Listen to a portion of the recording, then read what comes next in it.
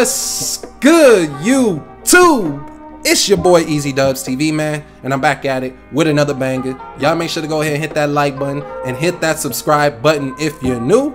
We on the road to 1.2K, so why not join the crew?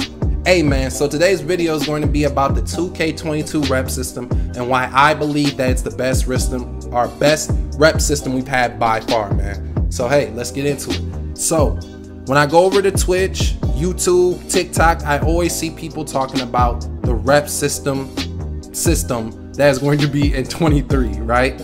And so the main majority of people have said that they want 2K17's rep system back, or they want 2K19's rep system back, okay?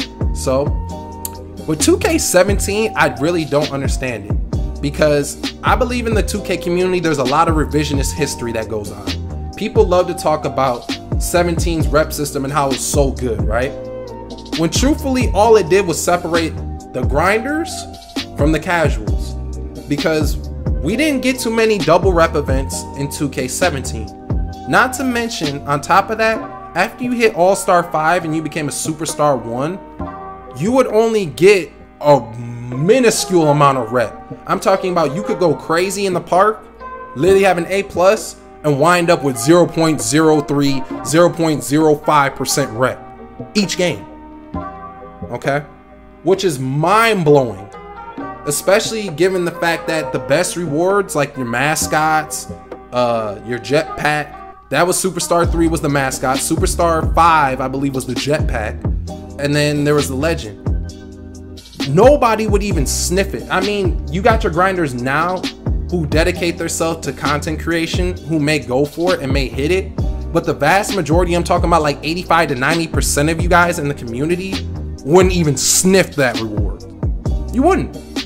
The rewards that you guys got now, you would never see again if they brought back that old rep system. And like I said, double rep events became like, what, once, twice, every few months? So it's like, it's too outdated, it's played out. We already seen what it does. Plus, just like every year, what ends up happening is that there's gonna be someone who grinds for it. They're gonna gain a ton of clout. They're gonna gain a ton of followers and subs or whatever once they get to said reward. But as far as the player retention rate goes, it's gonna end up probably going down. That's why 2K's bottom line this year, except for filling up their pockets as always, let's just call it what it is player retention rate. That's why the level 40 for like the whole little season thing has been successful for them, because let's just all be honest, there's so much hype at the beginning of every single season that even if it dies down after 2 weeks, it was a mission accomplished from 2K, because it's going to show in their numbers that there's surges of players always playing the game.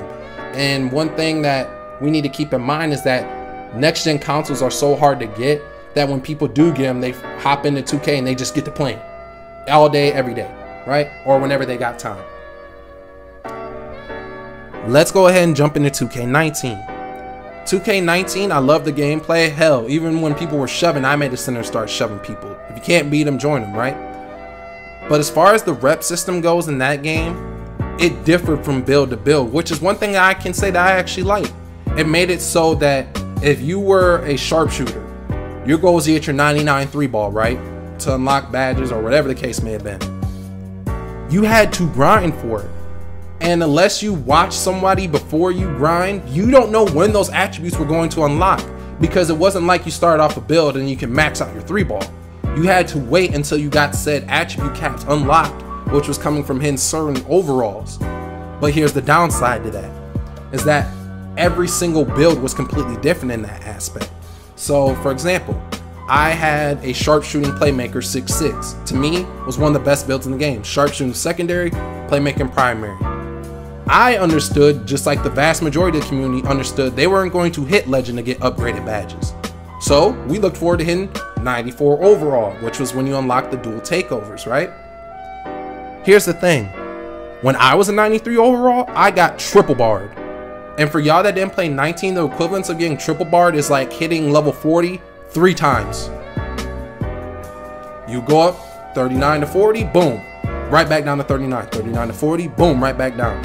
So it was like, it was mind numbing. But once I hit 94, I was like, I'm good. I'm gonna play the game when I want to. I'm gonna cook up, I'm gonna go crazy, which is the truth. But at the same time, keep in mind the player retention rate, okay? So for y'all that have builds now, like I was saying earlier, you would not be able to fully maximize your build unless you committed yourself to that one build.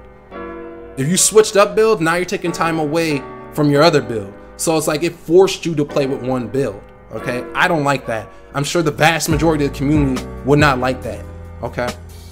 So when we look at 22's rep system, I get it. People don't like the idea that everybody can achieve what it is the top reward is, right?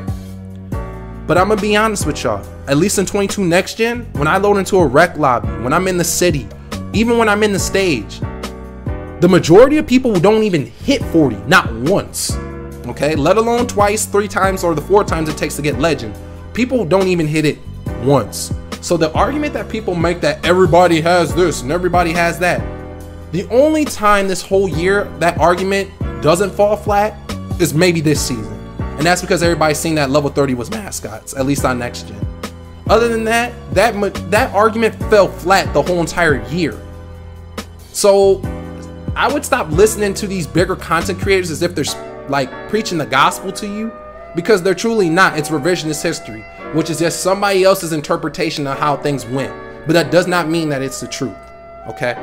So things that I see that can make the 22 rep system better, make it 25 to 50% longer.